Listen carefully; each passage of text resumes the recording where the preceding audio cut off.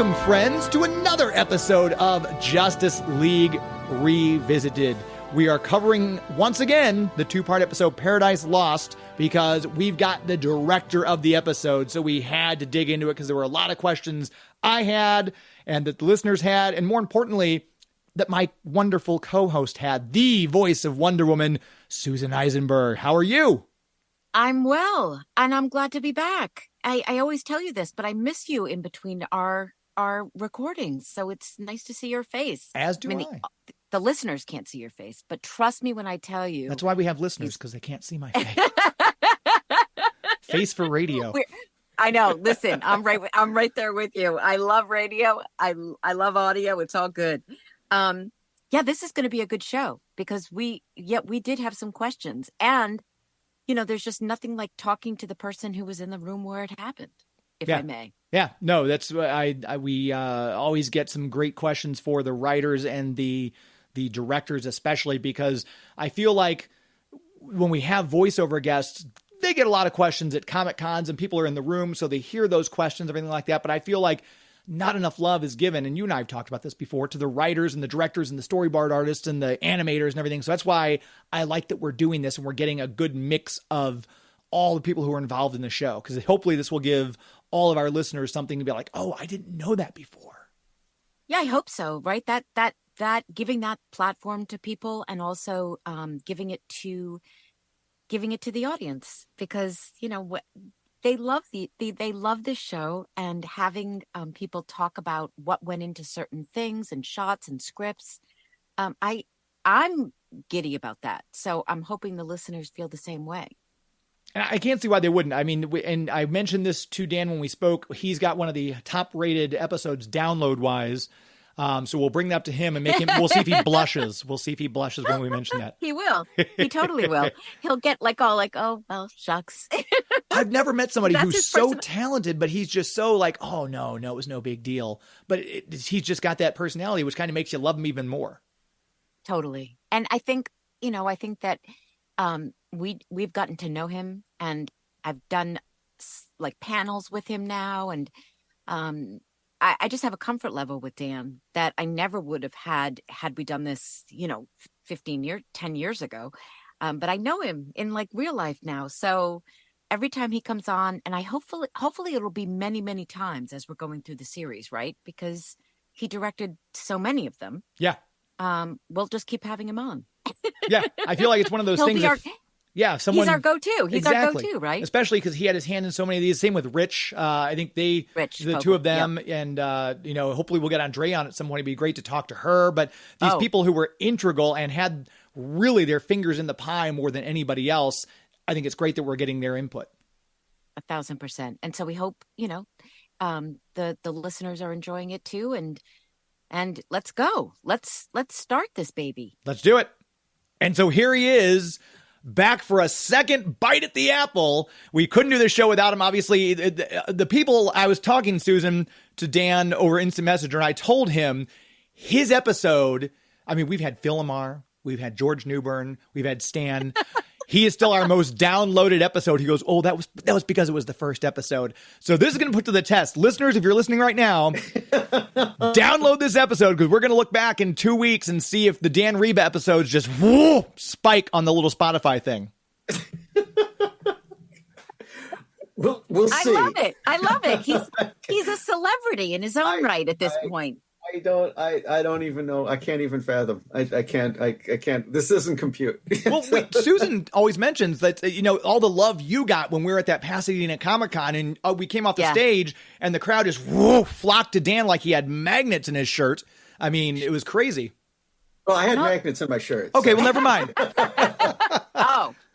And I think, James, for you and me, because we just adore, not that we haven't adored everybody, all of our guests. Certainly. But there's a certain comfort level with Dan, and I think that comes through for both of us when we're talking with him. Don't you think? A little bit? Yeah, as much as I love George and Phil, Dan actually is the one who paid off my mortgage, so of course I'm going to be more comfortable. Hey-o! He's here all week, folks. two drink minimum. That's right. Worth it.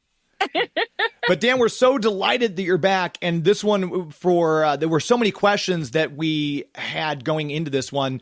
And great. We had a lot of Twitter questions today too when I announced you. So we're gonna eat this episode up. I think in the previous episode where we had James from the Watchtower, we kind of dug into our own things, what we thought about the episode, how we broke it down. So we'll certainly cover part of that.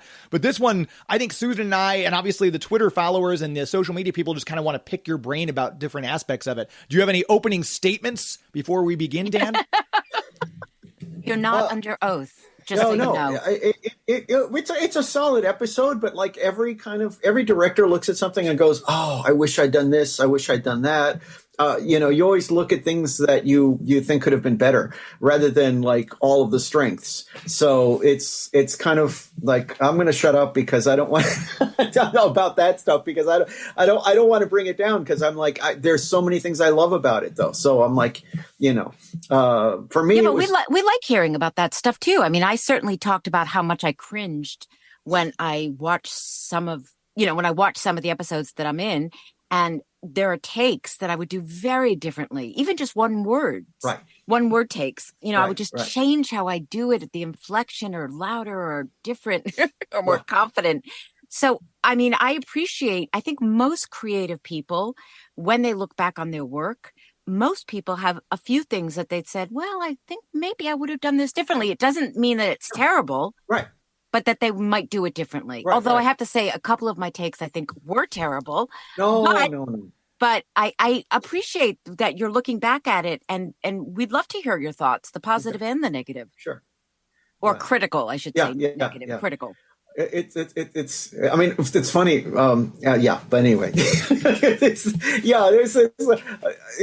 like I'm watching the episode going, why is that little girl so mean to Wonder Woman? I'm not your sister. I was like, what? We talked about that. We didn't talk about how mean she was, but we were like, hello, why is the mother thanking Wonder Woman for saving her child? Yeah. And what kind of mother lets her kid run around and climb in a tree for 3 hours in a storm that's obviously been raging for a little while now? It's like, there's a hurricane coming. Yeah, you know what? Go climb a tree. That's great. That'll be fun. And why was she climbing the tree? These are the things we were attending to in the other episode that were, it's heavy stuff. It's heavy stuff we were really addressing. Why was the kid in the tree to begin with? I kind of logic that to myself as saying that maybe she was scared of the wind and she got caught out there playing, and she felt she was safer in the tree than anywhere else because it was cover. See, I thought it was a kitty. I thought there was going to be a kitty. Right. That she was going to say, well, that would have made more sense. Like she was trying to get a cat. Yeah, absolutely. That would be what a kid would do. So, but then Wonder Woman has to save too, because it's like, your cat's, we don't know what happened to that. Right. Exactly. All right. And we know Wonder Woman's a dog person. She wouldn't have helped the cat anyway. So it's fine.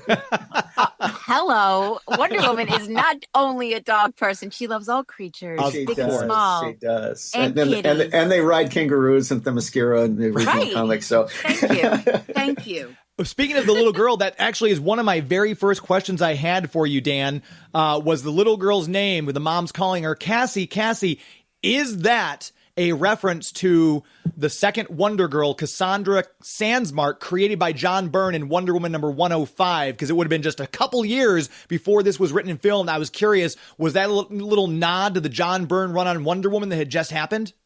Sure. Yes. Okay. Yes. I all I know is that, yes, people had been reading that stuff. So I can't say for sure because I didn't write it. So I don't, but I wouldn't doubt that was the case because there are no accidents. Well, there's some coincidences, but generally something like that just sounds, I betcha. Gotcha. I need a sound effect, James, for when you're exceptionally geeky.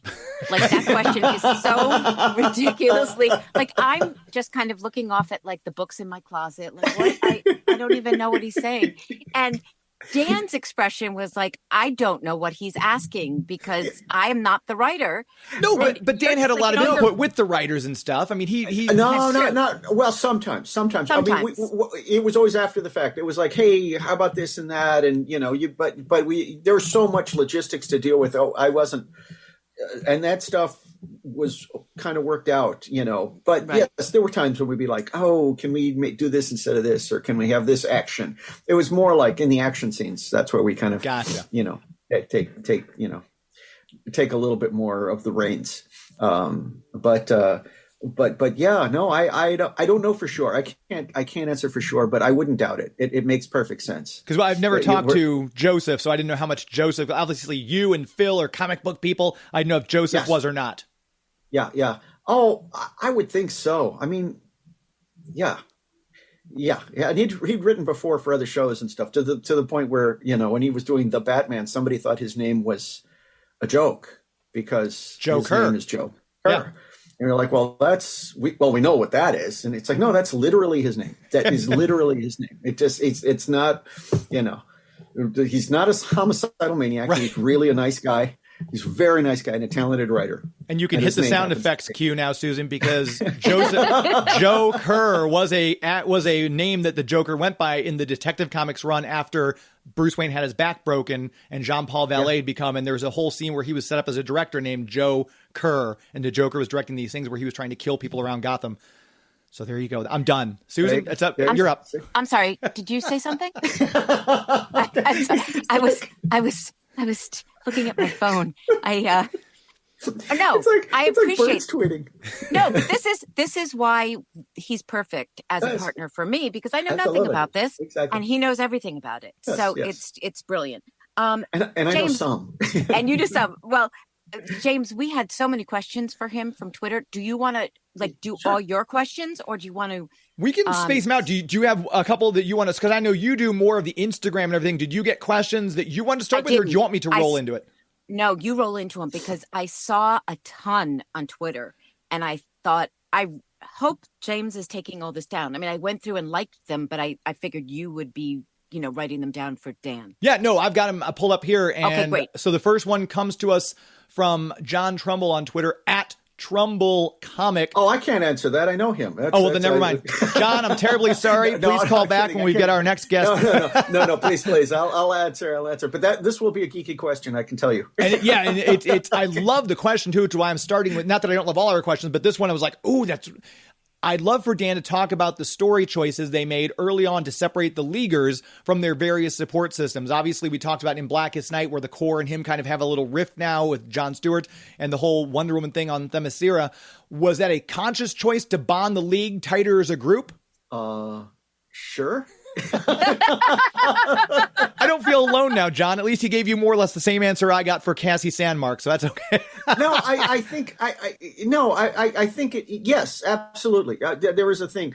And I think there's as we progress, we wanted to get more of the group together, but it's a tough thing to write everybody. And one of the things I noticed that was missing in this episode was Hawkgirl. That's what I thought too. Because we talked about this last week. The whole point is that the men are in Themyscira, but it's like, boy, there's no line to reference where she is. There's nothing to say, hey, she's off, doing some stuff somewhere, doing her thing.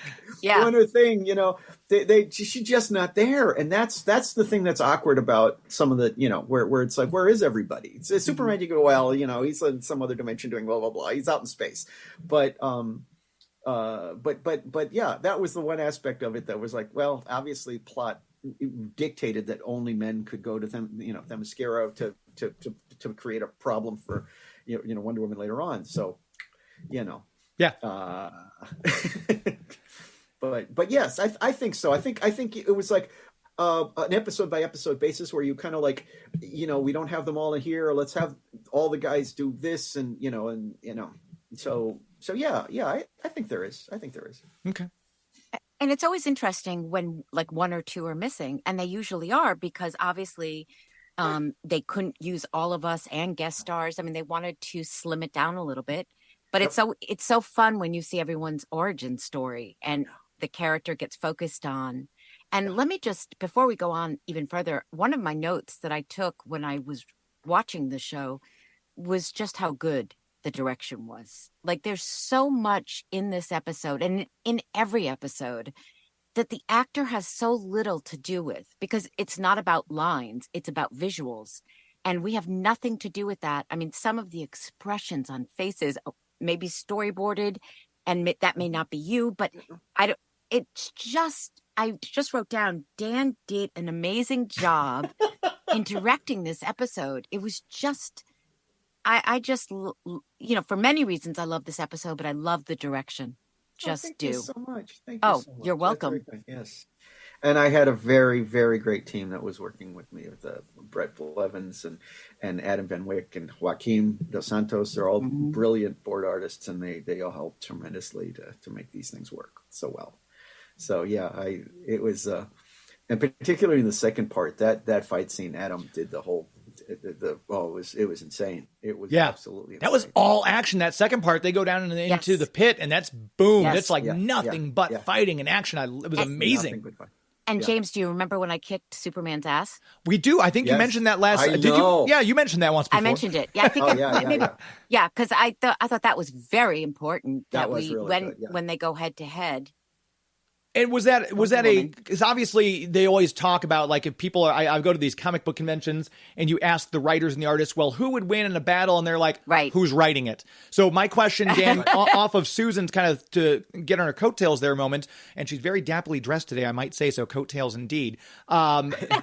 With her hitting that power level in the comics, it's always mentioned, her power is a little under Superman's, but sometimes she's a little more than. Same with Martian Manhunter. He should be as powerful as Superman, but depends on who's writing him. So was the decision for her to beat Superman, was that because this was a Wonder Woman episode, or is that establishing, hey, she's as powerful? Was that what the thrust of this was? Sure. It's always hard to say, and I'm talking to Wonder Woman, so yes, Wonder Woman, absolutely. Yes, she's stronger than. But the way that we were kind of, and we had kind of even retconned a little bit to sort of or justified Superman's that he's pulling punches always until he's fighting Mongol or Darkseid. He's never really trying to kill anybody. He just wants to fight, to stop whatever's happening, but he doesn't want to kill. And so he's always going to pull his punches to some degree. So there is that aspect of it that's like, I think, because he figures it out before she does, and that's, he gets his ass kicked soundly, because he's trying to stop, right, and so it's like, but even before that, who knows if he's like, I don't know what this monster is, do I, how hard do I hit it? So there's always a little bit of that with Superman. Okay. But Wonder Woman's stronger. We know. Yeah. Thanks, Dan. As strong, Thanks, strong Dan. at least, if not more. I do say Hera give me strength in this episode a lot, and I got to say that I am Diana, Princess of the Amazons. That was exciting to see that. Right. That was exciting. It's on. I was telling these guys last week. That's on my animation demo reel to this day. Wow. I have that because it's so, for me, it feels so defining. It is, and so it was just a thrill. Like, to be able, because I haven't seen these episodes in so long, and it was fun revisiting that one, and those lines. Great, Hera give me strength. Yeah. I said that a lot. So not that you wrote it, but still it was fun. Still, it's really, it that's what's cool about these. It's like so much of these sort of define the characters. It's like, I know Wonder Woman was part of Super Friends and stuff, but it's like it didn't have the real visceral, until the show, And I loved that so much of it took place on Themyscira, because some of my favorite things about her and the character are, the mythology and the sisterhood and all of that, and the mother relationship. I mean, the mother-daughter, Susan Sullivan. We talked about her a lot last week. She's wonderful. Wonderful. And she was new to animation. She was new to voice doing this kind of thing. And she was at it. Because she's a pro, she's just a brilliant actress. And so good. I mean, it's funny because some of the veteran actors that had done a lot of radio, even though they hadn't voiced cartoons, you're like, well, they did radio, so they already know how to project their voice and how to act with just their voice. But people who haven't done that, it's amazing. It's and wonderful to hear, somebody Absolutely. Absolutely. And she just felt like my mother. I mean, she just did. I mean, it's not like we had a relationship, but there was just something so maternal and wonderful about, and yet commanding about her voice. And still is. I mean, she's still. Yeah. So, James, should we do another question? Yes. Do you have one, or do you want me to do another one? No, you go ahead. Okay. You have, there were a lot on Twitter. Yeah, we had a lot of them. Yeah, we have at Sierra Downey, whose Twitter handle is at @IreVertigo, says, as someone who has directed many a superhero, is Wonder Woman different for you, Dan? With much of her backstory based on pre-existing mythology, Hippolyta, Hades, rather than the comic-specific origins of other heroes, how does that affect your approach to directing? And the question is also actually for Susan. So, Dan, you want to start that one? Boy, I don't even know how to handle that, because I mean, I love mythology, so I've always been a nut when it comes to that stuff. So and particularly the Harryhausen stuff, so everything for me is informed by Jason and the Argonauts. So this episode was like an homage to that film in so many ways, and so it was very comfortable for me to kind of like deal with the mythology aspects of Wonder Woman. It was really fun. She's not from another planet. It's not like her parents were murdered, in front of her eyes when she was a child. She doesn't have it's a completely different thing. I like that. I really enjoy it. So what was it like to create those spaces, like to work in those spaces, to work on Themyscira, to work, having to go to Hades? I mean, what was it like? Boy, that's when you're doing cartoons, your support of the background designers and all of that stuff really, really helps, because the research has to be done. They have to look for this, classical paintings and real places to sort of to base things on, so there's a lot more research involved than just doing a regular, city thing. So there is a lot of that makes it a challenge and fun. Yeah, and fun. Yeah, it was nice to be on a different set, because we were used to, the Watchtower and things like that. So it was nice to get out of the studio, get out of the Watchtower, get to Themyscira. I enjoyed it. I mean, it was good. It was a good day. I mean, it's funny because like the mall and the museum and all these things are sort of based on, because we have, limited resources, even though it's a huge budgeted show and so many people. A lot of that stuff were based on existing designs from Batman Beyond. You can kind of tell that Deco was kind of simplified. Yeah. That sort of style. I think on the mall kind of feels like, the museum. You can see that there's aspects of that are retrofitted to fit our show better. But and some with Superman as well. I think the mall was also used in one of the Superman episodes, but it was kind of like obviously augmented and added to and played with and changed. But the core of it, I think, was boarded to some existing material. That tracks. Then when you're dealing with Themyscira, it's like, no, we weren't there before, right? Exactly. Except for a couple of shots. In the pilot, we just saw little bits here and there, but we kind of kept it to just those shots, because it was like the scope of the episode was so big. We weren't like ready to design it all at that point. So none of the pieces were borrowed from Maxie Zeus's penthouse from Batman Beyond, New Adventures, or anything like that. Where's that sound effect? Where's the sound effect? We're getting one for next week, James. Yeah, look at me. The coordinators help pull that stuff, so it's like, because we had this thing where people would pull. We had a library of stuff that was sort of like pulled for, because even like the newsstand guy, I'm like, wait a second, I think I designed that guy for a Batman episode ages and ages ago. Oh, that's and it great. was just sort of slightly altered for the new series, but it's like, I know that guy, I drew him.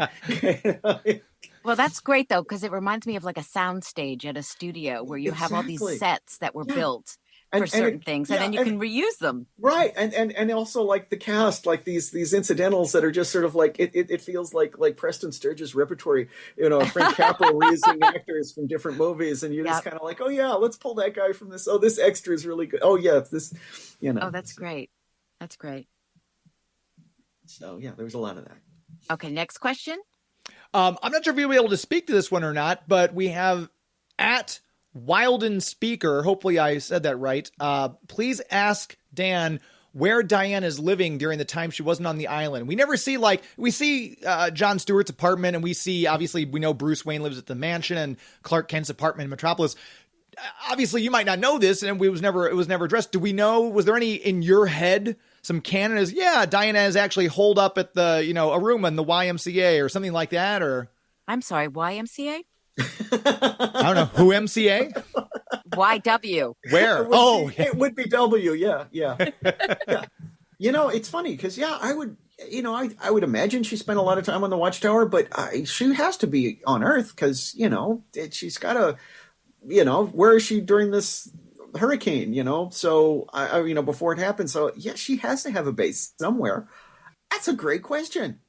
That's a really good question. It was never addressed, so I'm just kind of curious. No. And on-camera actors always get so excited when there's like a set that establishes their apartment, their house, whatever.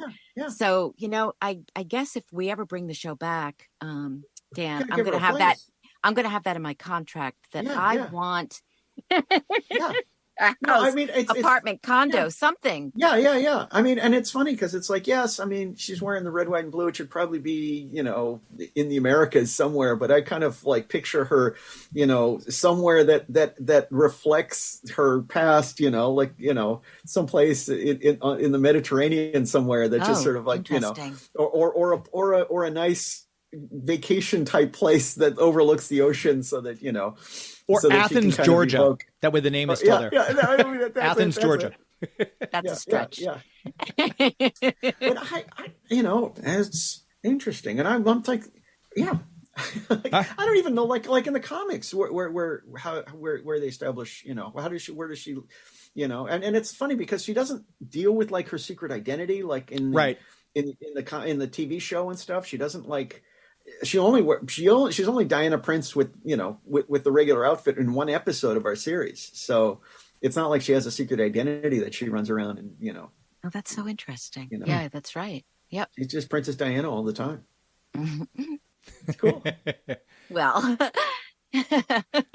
always a princess. And the warrior. Yes. Yes. Another question on Twitter comes from, it's Joseph MP4. The O in Joseph is with a 0 though.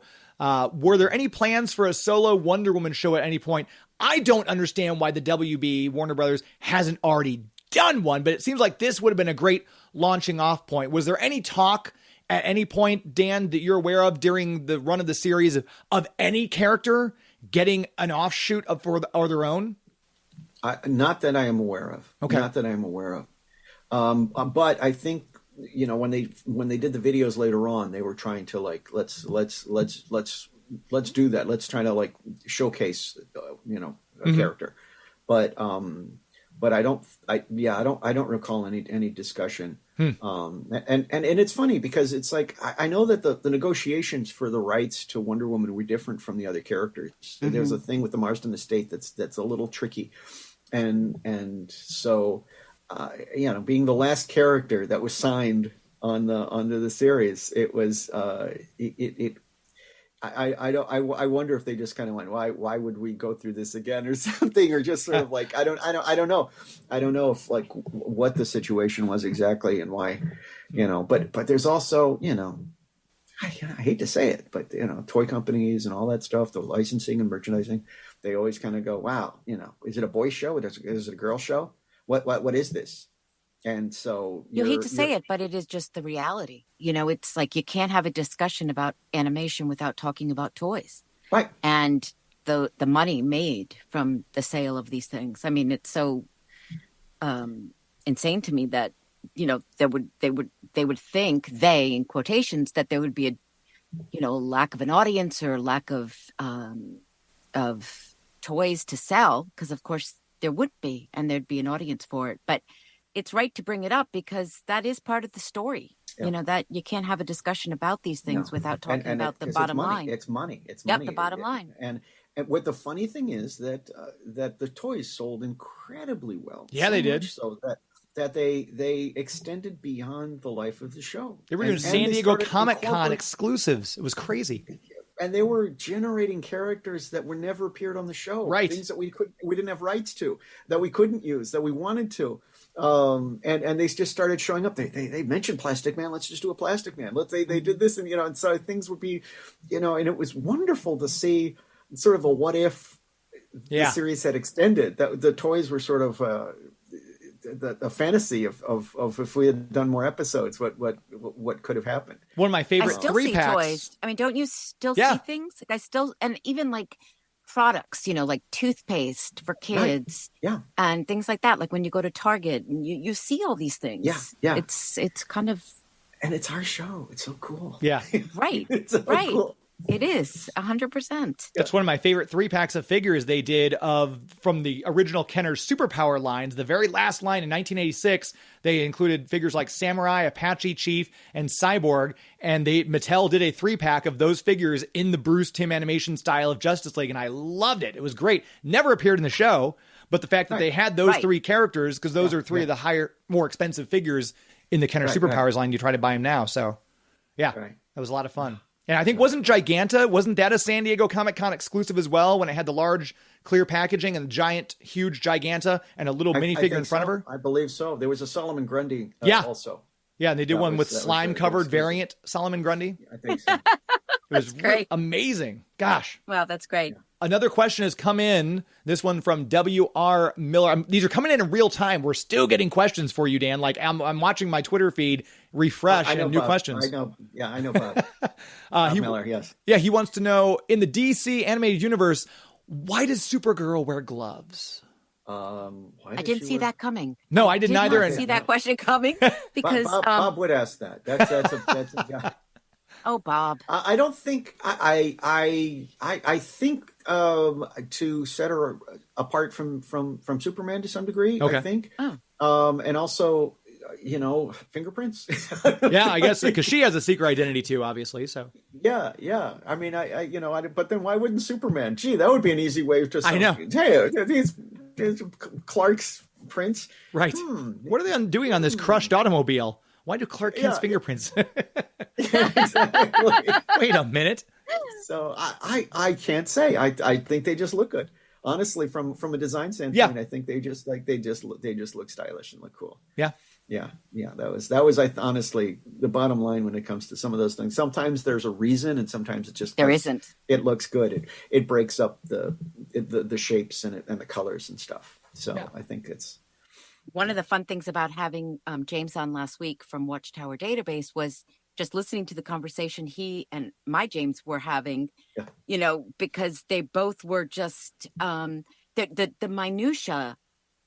Fans see everything and they care so deeply about it. And I appreciate that so much. And it's wonderful for this podcast that we have the people who were actually there creating it, that we have a chance to ask people. I mean, I'm not talking about the gloves specifically. No, I know about the gloves. But what's really funny here is that James is a friend of mine, other James as well. I mean, James, but Bob is a friend of mine. Trumbull is a friend. So it's like it's cool. It's like this is like an expanded conversation that it's like a party. So this is really cool. That's the tagline, Susan. Justice League Revisited. It's like a party. I like it. Our friend, we just mentioned them, Watchtower Database wants to know, Dan, what's your favorite flavor of instant ramen? Well, now that I'm vegan, whatever is artificially flavored, whatever doesn't have meat in it, and is a little spicy. But yeah, I like that stuff. And of course, Dan always flavors noted. his ramen with 10 Hands olive oil. This episode brought to you by George Newburn's 10 Hands olive oil. Look for it in the green bottle. Good one. Thank you. Did you have any questions on your? I feel like I'm monopolizing this, Susan. Did you have any questions that you wanted to list off? Okay. No, because I didn't put it out there today. Okay, no worries. Questions, because I saw that you had, and I thought, and then I saw all the questions coming in for Dan, so I'm like, okay, I'm not even gonna. Hopefully, we'll be able to get them all. So no, you go ahead with the questions. Okay. Just scrolling back through to refresh the feed, see what we have here. Let's see. We have at Josh_Laborde, hopefully I pronounced that right, says, I don't have a question per se, but I need you to know that this episode got me riled up as a kid. I was like, Wonder Woman had no choice to do what she had to do to save the island. She gets banished? Come on! So thanks for making the direction and for making stories with consequence. Yes, that's the thing. And I hated it too when we were doing it, but we totally, it is a thing where even the right decisions for an ancient bureaucracy, right. It's like, these are the rules, these are the rules. We live by these rules and we can't change them because this is the way the island was established. So, there has to be some kind of consequence. And so, even though it seems insane because they all came in and they helped and they helped preserve the island, they saved their lives. And it's like, thanks a lot. Well, they gave them little gold wreaths. I know. But they had to be a consequence, there had to be a little, they had to be a consequence to that. So it's like, it kills me. You'd think that, you can make an exception, right? And they're like, no reason, no. And that's why I loved loved all Michael's the reactions. Yes. Right. Michael, Flash. Yeah. And he was just like, because he's everybody, right? In that moment, he's like, are you kidding me? Flash, his response was fantastic. And yet he is exactly why they don't allow men to He's hitting on everybody there. Yes. Absolutely. I mean, you're so right. You're so right. Yep. It's like, well, and then he's like, this is bogus. I'm like, hey, Flash, if you kept a civil tongue, maybe, right. If you treated people with respect here, maybe, but it's hilarious. So he's the one who's the most outraged. And yet he's the one who's like, yeah, they kind of dialed that. I like the fact that especially you see it in glimpses and bits here and there, but, and I grew up, I think you and I had this conversation, Dan, when I started reading comics, Wally was the Flash. I did not know Barry Allen as Flash when I started reading comic books, so Wally is my guy. But I see little bits in this episode, like, what would happen if Blue Beetle and Booster Gold came to the island? We're seeing that in the Flash here because they want to right. Hey, gorgeous, what's going on? And I like that aspect, that little bit of humor, almost like a Keith Giffen and Mark DeMatteis kind Absolutely. of I loved it. Absolutely. No, it was hilarious. It was obviously and Michael did a wonderful job. It was hilarious. It was perfect. But it is funny though, because he's the one who's the most outraged, and it was like, but You're the reason, dude. And I did get electrocuted in this a lot, Dan. I meant to talk to you about that. Because George talks about how he's electrocuted in every episode, but this was my I mean, there's so much ADR in this, and I have to tell you, I felt exhausted watching this episode because I was like, wow, it just, and I'm sure Andrea Romano must have been like, woo, this is a lot for Susan. Yeah. But it was so fun watching it. Really was, and John Rhys Davies was. We talked about him a lot last. I mean, he was a phenomenal. And this was, by the way, this was recorded just before he left to New Zealand. Oh, was it really? Lord of the Rings. Yeah, this was like a week or two before. He was very excited that he was going to go be in the movie. So this is so cool because we got him pre Lord of the Rings just before. Wow. And I think there were some lines that he gave that made us uncomfortable, and we were like, is a network? They did actually. There were some things like licking and weird things that were in the board that we actually had to like tone down a little bit. And what was there was pretty graphic and it was. We horrifying. talked about that too last week, or 2 weeks ago. That there was just his character, it made me uncomfortable, the things he was saying. Yeah. I mean, I'll get to you after I get to your mother. Right. And it's We like, talked oh about my that. gosh. Yeah, it was. That's horrifying. Horrifying. And I remember being in the recording booth going, wow. I mean, he's bad, so it's okay. Right. But wow. Yeah. Yeah. No, terrible. Yeah. No, it was. I remember that was something that we're like. Yeah, I mean, if you're going to give those lines to somebody, the Lord of Hell should probably have those lines. I mean, absolutely. Let's establish that he's a bad guy. Right. If anyone, okay, this is going to sound really weird and very, very small, but there was a Faust scene early on in the show, in the first half of the show, and there was a sound effect. I know this is going to sound weird. That sounded just like the $6 Million Man sound effects, like when they're doing the bionic thing. Right. There was a sound effect, and I literally, like, it jumped out at me because I'm like, oh my God, that's the $6 Million Man sound effect.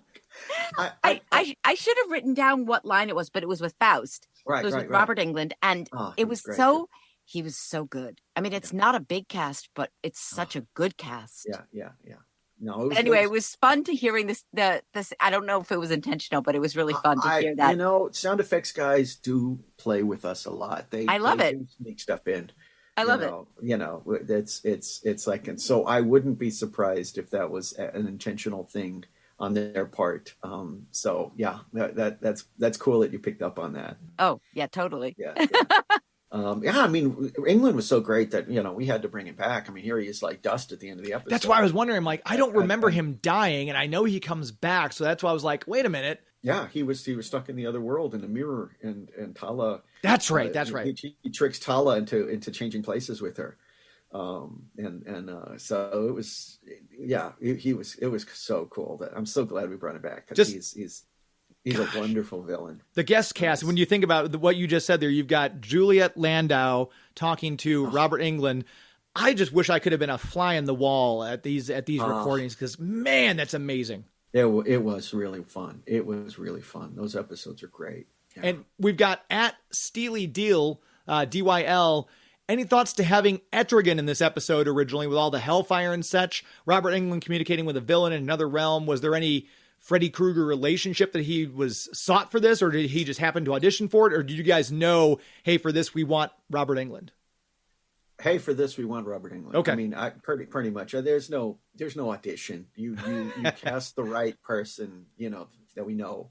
Yeah. I mean, there are tapes and stuff that people listen to for things for that if we don't know an actor, but in terms at this, for guest stars, I don't think we really didn't do any auditions. You just cast people that would work out, and come on, no brainer. Right, exactly. He was perfect for this. He was perfect.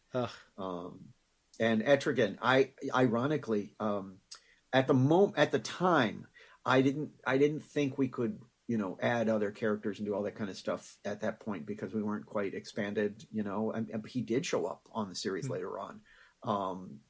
But in this episode, we didn't go there. And, but I have to say, watching it again, I thought exactly the same thing. After all these years, I'm like, gosh, did I think that back then? It's a good question, because I actually thought of it watching it, going, Etrigan would have fit really well in this. But also, we didn't want to steal the thunder. It was hard enough having so many actors, the characters to play with. And, and during the big fight, I don't know if you noticed, I sure did. Where did Superman go? Yeah. I mean, where'd he go? I was wondering about that, because in the comic books, one of Superman's weaknesses is magic. It's magic. And I was wondering if being down in this realm underneath a mystical island, we're fighting, the DC version of the devil, if he was just like the same as Batman, basically, and just like SWAT. Okay, he's gone. Next. Right. It's very possible, but I don't remember that moment. There was just sort of like, I'm sure he's electrocuted or something at some point, because he's always electrocuted. Poor George. But we don't even get him to wake up and kind of like, because it was sort of like he zaps a couple of, more than a couple. He uses his heat vision on quite a number of the dead army, but it's sort of like, where did he go? Right. So Yeah, so blew it. Sorry, I should have volunteered a shot that showed that. So it was like Well, Mm. we talked last time we recorded too with James from the Watchtower about we keep looking at there's that little Wonder Bat seed, like when Batman throws his grapple gun around Faust and then Wonder Woman lassos him, and the two are just standing there and like, and Susan, I think you were the one who said last time, it's just, even though they're animated characters, there was a palpable chemistry. yeah. It's weird. It's weird Right? to say that because I mean, it sounds ridiculous that there'd be a chemistry with the characters. I don't even mean our voices or anything. Yeah. I just think even without, there's just something about the two of them Yes. that feels, magical to me does. It watching. does. And it makes me, knowing what they became, it's just very sweet to have these moments with them and to watch those moments. I know. It's almost as though we planned it all. Did you? Are you admitting now that this was the plan all along? Sure. No, I mean, we had a couple of plans, but that wasn't really one of them. That kind of fell into our lap, and we ran with it. But it turns out that maybe, instinctively we were setting the groundwork for that, because there are little hints throughout the show as we lead up to it. So maybe, subconsciously we knew that was where we were going, but we didn't consciously make those choices. And the amazing thing is, if that was the case, like, you weren't getting real-time feedback. This was 2000, when you guys were writing this, it was 2000. It wasn't even 2001 yet. So you weren't getting the online people saying, oh, this episode was so cute, I shipped Wonder Woman and Batman, or anything like that. That was pre-Twitter, pre-social media, everything. Right. But we did get a response the second that happened. I don't know where we got it, but we got it. And we knew, okay, we've got to run with this now. At this point, we're like, oh, we didn't, So, and we were having fun with it. So it was more us than oh, people are going to go nuts when they see this. But yeah, it became a thing when we saw it. We were like, okay, this is a thing now. That kiss. I know. That made it happen. And we were like, well, we didn't really intend for it to be that kind of kiss, and we didn't, but it ended up, like, people liked it. So we're like, all right. And all these years later, I mean, I get asked about Wonder Bat all the time. And of course, I love them. So I feed the frenzy as well, because #WonderBat. And it's just, we talked about that the last time you were on, how sweet that was to hear you talk about it. Because the actors never know the behind the scenes stories. They're not privy. They're not in those rooms where things are discussed and plot points and all of those things. Yeah. So it's so extraordinary when you are able to talk to the director from your show years later and find out about what happened behind the scenes with that kiss. It's I was in a good place at a good time for that to happen. So it was neat. It was really neat. The title of this episode, Paradise Lost, obviously John Milton, his famous poem from the 17th century, was that purposely done? Was it like, because it's sometimes referred to as Paradise Island. Is there that double meaning there, or was it literally just based, obviously heavily on the John Milton? It was it was both. Obviously the double meaning, because you the comics from her creation, it was always Paradise Island. The Linda Carter series, it was like Paradise Island. Themyscira came later on, and they wanted to, because they just realized they wouldn't call it Paradise Island. That's kind of they would be a name. It would be a name. And so what would be that name? And they came up with something. So and a mythology to go with that something. So, but that's, it speaks to the crew, on the show, that of course it was a double meaning, of course, right? Because you have these people who are well read and so passionate about what they're writing and directing and setting a score to. And that's why it lifts the whole project. And I think, I'm convinced that's why we're talking about it all these years later. And why I've always maintained that all you need to do is let these people do your on camera, your live action movies, because you're never going to find a better group of people to write your stories and to direct your stories ever. hands down, right? I mean, it's just, Yeah. we hear that all the time. We see it all the time. We hear it all the time. Like, it just seems like a no-brainer, right? That you'd have these people. I'd say guys, but I don't mean just men. I mean, obviously women as well. Yeah, of But course.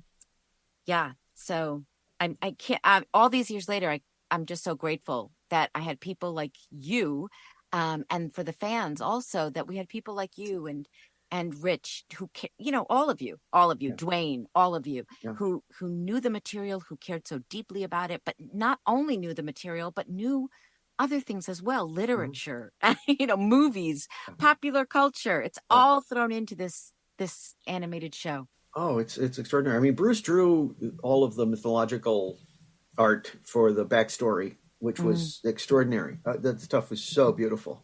Wow, that's incredible. Isn't that nice? It was. Yeah. It was yeah. And it looks like he just pulled him out of a museum. Yep, absolutely. But no, he can fake it really well. He's the real deal, right? He fakes the real deal real well. Oh yeah. Really. So I'm curious if this is one of those things where the mall that got demolished, was that a Wayne Enterprises suddenly had to come in and pay for the damages? Is he on the hook for anything done by Justice League damage? I'm curious. Sure. But secret donations and this and that, right? I'm sure, behind the scenes. I know. Okay, so if we're watching this show and there are a lot of questions we're asking and you're like, well, that's not my purview. I didn't write that, or I didn't storyboard. So when we watch these episodes that say directed by Dan Riba, what are you responsible for that we're seeing? What can you just walk us through that? What it is that where that? Yeah, I know it sounds really all encompassing, and like I'm taking the credit for a lot of people's work, essentially. No, just the opposite. It feels like there are so many departments doing so many things. Yeah. So what is it that you because even like say the background designs and all this stuff, it was filtering through Glenn Murakami, who was art directing the series. So it's like you'd have to kind of like and I would, certain episodes and certain things, you'd kind of go, well, yeah, but we need this for the board for this and this. He would be like, I need a vision that works for this, and and he was very picky director about certain things. So it was that was fun and tough, to do. But for the most part, it's like I would be focusing on the storyboard aspects and just picking the board artists for what sequence they're doing, and plussing stuff that isn't quite hitting the mark for what when they recorded. We were like listening to it and kind of like, okay, this should be more like this, and also supporting those board artists, answering their questions and trying to get things across that. So you're directing traffic to a large degree. It becomes a thing where you're setting the tone.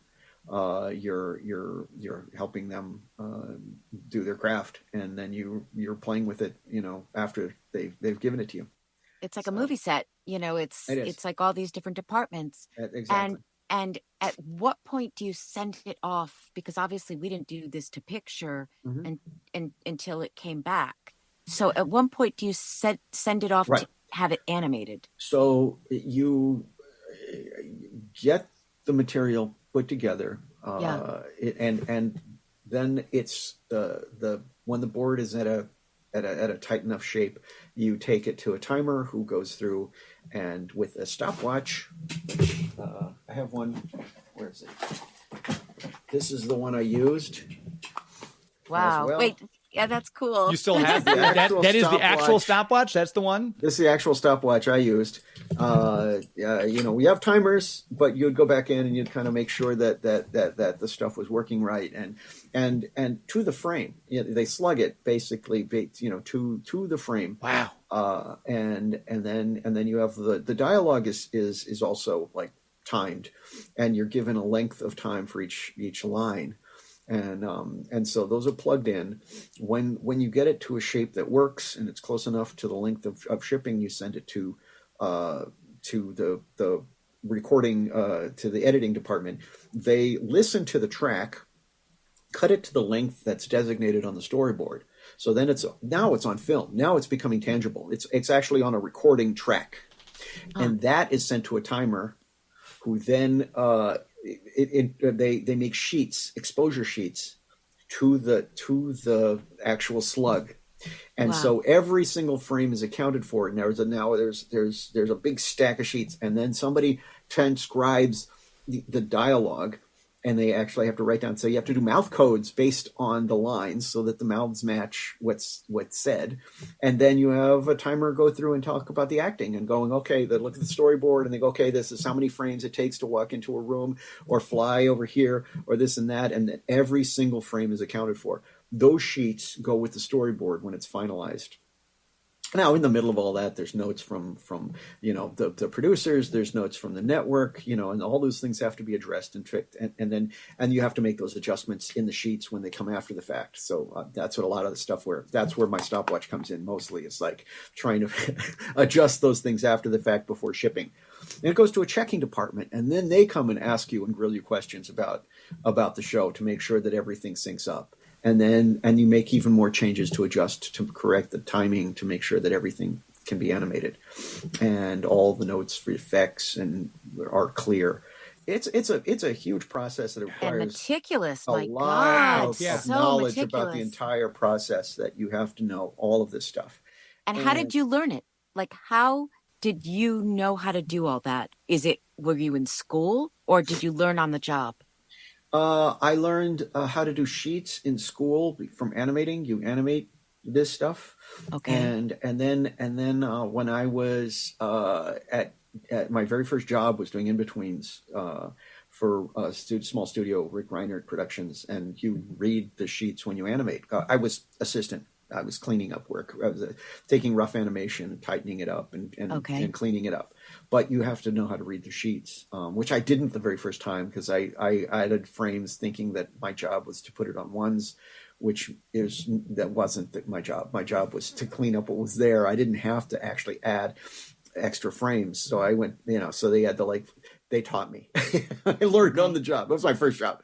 And then when I was at Deke for a while, I was storyboarding, but then they needed people to help with lip sync assignments. And so they sent me to Japan for 3 months. And so all I did was go through sheets and correct mouth charts and wow. And so then I really, that was like the school. The 3 months in Japan really taught me how to do this stuff. And you came back from that trip saying, this is it. This is what I want to do. Yeah. Yeah. And so then when I directed a bit at Deke on Alf and a bunch of stuff. And then when I was on Batman, I was like, I knew Batman was going to be a really important show, but also very hard and time consuming. And I was about to get married, and I'm like, I don't think I can take the time to do all of that. I'm going to focus on either storyboarding or character design or something. I'm not going to put myself out as a director right away. And what happened was that Dick Sebast left, and they put me. They had me finish his shows, and they liked what I did, and I had fun, and it turned out being easier than I thought. I mean, still grueling and hard, but more fun and more rewarding. And I realized, I have the skill sets for all this. There's no reason for me to be anxious about it. I can do this, and so I stayed on for Superman, and the rest. So. And it's still done the same way? Like, in other words, when you started and how it's done now, because so much of technology and so much has changed, is it very different today? Is it easier? Animated? No. And I'll tell you why. It is easier in some aspects. But what happens now is that because of the advent of technology, that allows animators or storyboard artists, because they're doing it electronically now, to preview their own work and make animatics. The whole animatic process now dictates. Back then we didn't do animatics on Batman, Superman. We didn't start doing animatics until Justice League, because we wanted to get a sense of what the structure of the stories were. And we didn't do it right either, because we didn't factor the time into it, so that they kind of came after the fact. So you realize, oh my gosh, we timed this wrong. And you make adjustments after it's just about to ship, because you get the animatic in before shipping, and you realize, oh my gosh, we got to adjust this and here and there and this isn't. And you'd make changes after everything's been approved and done, and and you're like, and but then now everything is done electronically, so that the whole slugging process is they're trying to shut that out. They're adding more acting to the boards because they can. Executives look at these things as sort of mini films now, as opposed to like a tool for animators to animate from. So now it's sort of like really more is being done in the storyboards, more is on the back of the storyboard artists and the directors. And then the timing, they're now like almost phasing that out. The sheets and all that stuff is kind of like being toned down. Yeah, because it's sort of like, because it's all done electronically now, that you can kind of just send it out, and the tracks are all on the animatic, and they time it to that.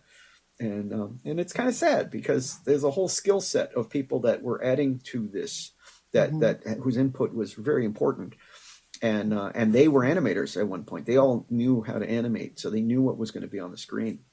But now it's sort of like, oh, we're just going to cut this to make it look like film, and it's like so much more work for fewer people. Let me put it that way. Yeah. And so, if you were to start on a show tomorrow, you obviously have developed the skills that are currently being used. So it's not like you'd have to go in and figure it out. You just always moved along with the profession. Pretty much.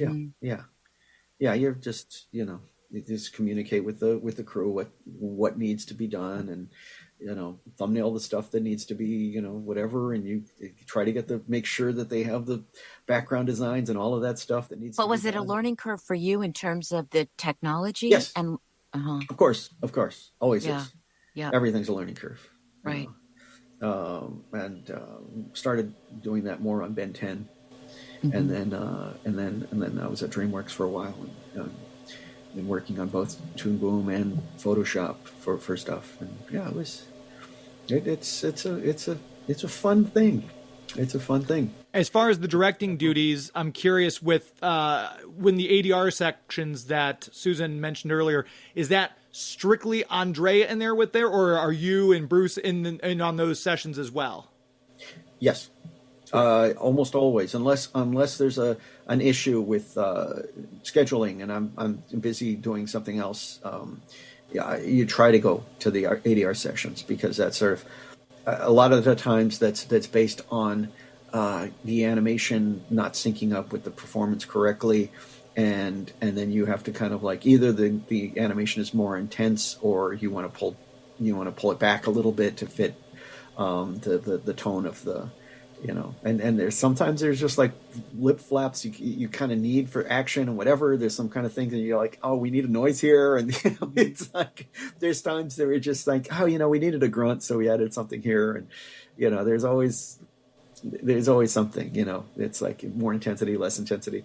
Honestly, on this one, I was wondering, on this show, there's a hurricane. There should have been more wind, and people should have been yelling. Superman and Wonder Woman are just sort of like having a conversation. I'm like, wait, didn't we just see like a tree being uprooted? And it's like, wouldn't there just be like, and it just seems like it all just ends. It's like, I wish I had them go into shelter somewhere where they are under a cover instead of just out in the open, so that you can at least justify like a little moment of quiet, that they could have a conversation and not have to yell at each other. But that was one of those moments where I went, wow, because you can justify the streets being empty because everyone's inside and trying to protect, so it's like, because I always notice that. It's like, oh, there are no crowds. There are no other cars. Oh my gosh, what's going on? And you're like, oh, it's a hurricane. Everyone is, except for this girl. Everyone except Cassie. Come on, Cassie. And clearly that newsstand guy didn't get the memo. He didn't read the papers that he was selling. But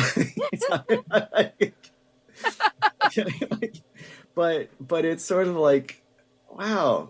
I could have, that could have helped make the hurricanes feel more, Were you ever asked, and pardon me for asking this, but were you ever asked to do like the extras for the Blu-rays and the DVDs and stuff, to like do commentary for this?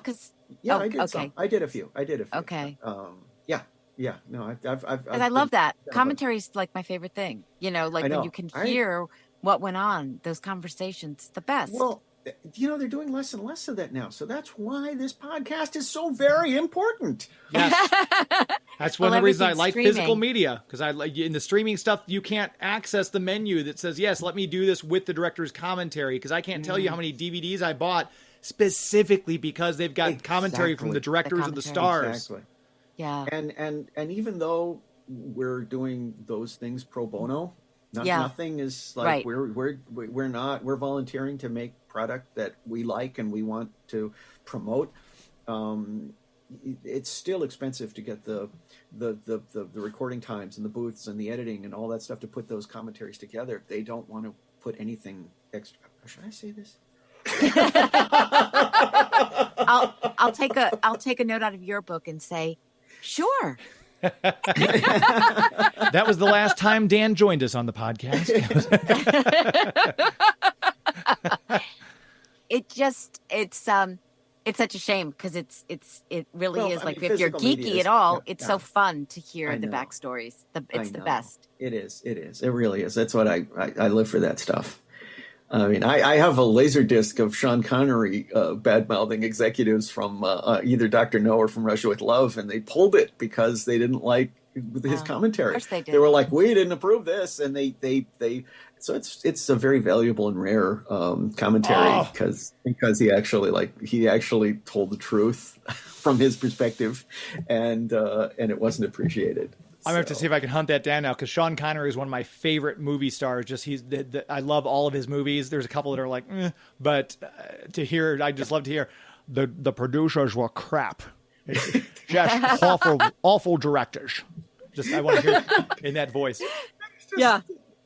He's just kind of complaining about cheapness or whatever. So I don't want to imply, because honestly, physical media is going away. It is expensive. So I mean, I get it. I understand. It's an investment.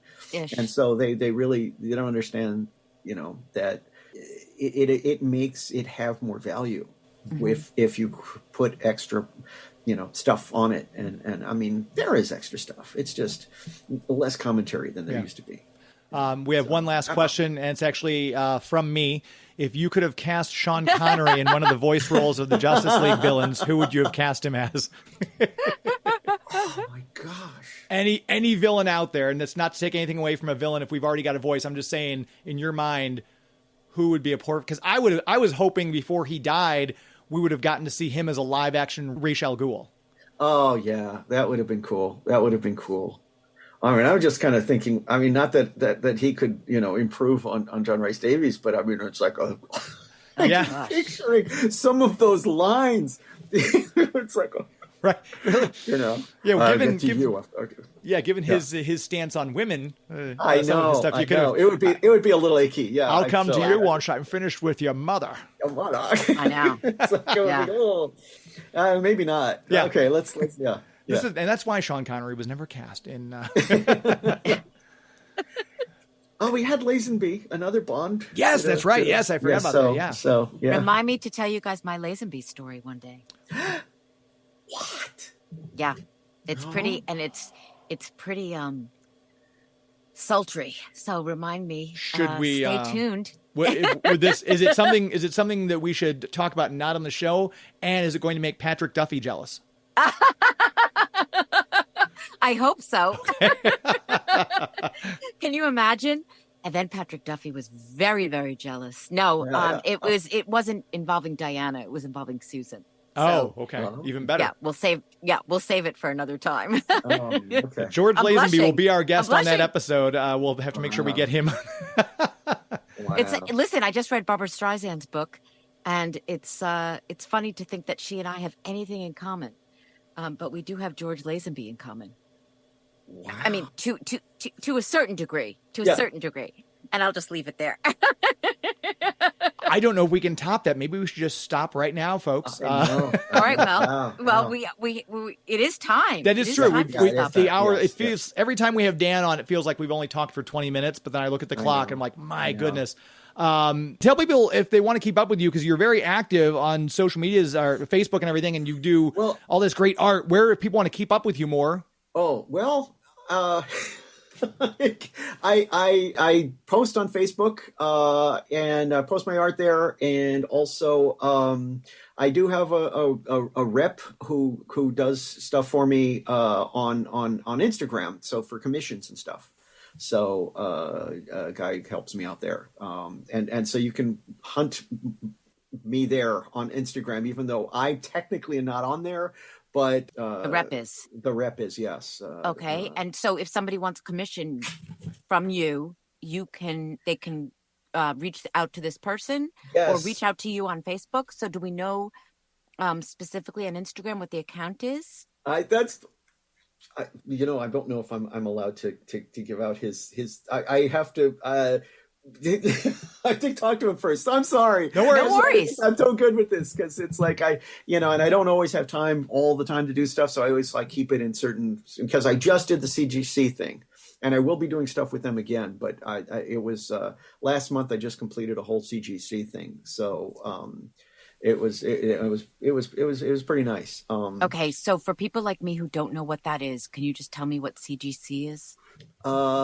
They do they grade comic books and they slab them. They put them in a thing that kind of gives you a numerical grade of what it's valued. So collectors kind of I see. Okay. And so they trade in this stuff. And so what I do is I draw covers, blank covers for these things, and then they commission me to do that, and then they pay me for that, whatever. So it's okay, got it. And then somebody sends, I did a tribute to Kevin Conroy, and it actually, it's going to appear in a book. So nice. Yeah, wow. That's kind of neat.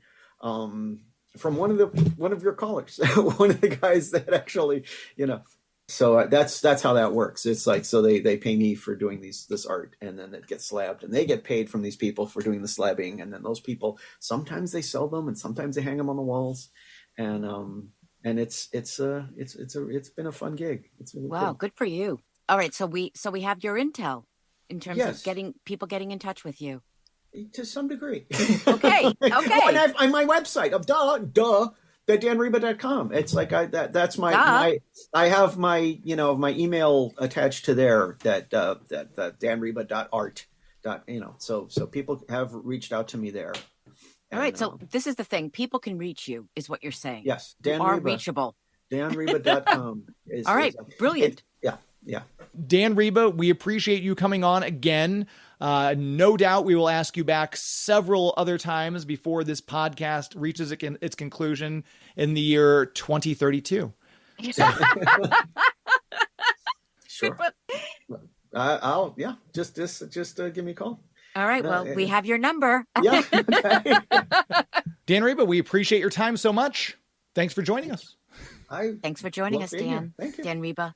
There he goes, Dan Riba. Just such a nice guy and super knowledgeable. I always feel smarter after I come away talking from him, because I feel like I did not know that previously. So hopefully our listeners feel the same way. They get that inside knowledge, and they'll be able to have their own geeky sound effects when they say to someone in conversation, actually, that's not why they did that in the animated series. So he's so delightful, isn't he? He's delightful. That word was created for Dan Riba, and I loved hearing the behind the scenes, what goes on, what makes this happen, because as much as I've been involved with the show, I have no idea about all of the production issues that go on, and it's so complex, right? And it's fascinating to me, and I'm sure to so many people who are hopefully listening to this podcast. it makes me want to go back and watch lovely. it again, because I didn't, now that he pointed it out, I see it. But the whole Jason and the Argonauts bit, I was like, oh my gosh. And now I want to go back and watch it again. The fact that Bruce drew all that stuff and gave all the references, and then he had that sensibility Dan did to come in and say, let's make this like this. I need to go back and rewatch it again. No, I agree. And when hearing about Bruce drawing those, the statue, I mean, my God, it's so crazy how much talent these people have. Insane, right? Just insane. But as you often say, that's one of the reasons we're still revisiting the show, is because, there's such a talent attached to this all the way down the line. Like he was mentioning the animators and the people who are checking the time and, you know, the storyboard artists all the way to sending it through to the next phase. And that's like an assembly line of people who don't get the credit they should. You see them in the credits that list all these different people, Sure. but when you're looking at that, you never really pay attention to it. But I'm starting to more and more like, oh, that's the same animator who did, you know, and thanks to this podcast, I feel like I'm getting smarter, which I can only go up from here. Let's face it. Okay. Well, we have to tell people, right? Let's tell people that they should listen to this and subscribe to our show, to our podcast.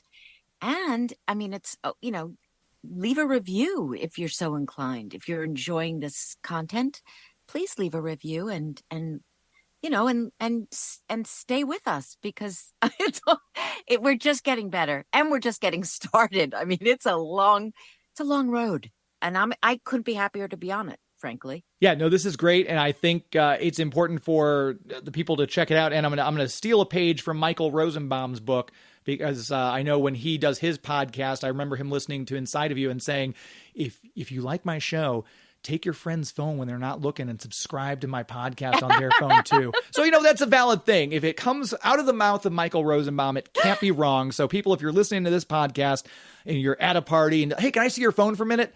Take a selfie and then find the Justice League Revisited podcast and subscribe on their phone too and download the episodes. That's such a flash thing to say too. I know. Right? Like, it's such a flash. Oh gosh, that's perfect. Okay. So, all right, people, you have your orders. There you go. You're marching. So this is what you need to do. Your princess has spoken. Susan has just told you. So go forth and download. If people want to find you online, Susan, social media handles, websites, things like that.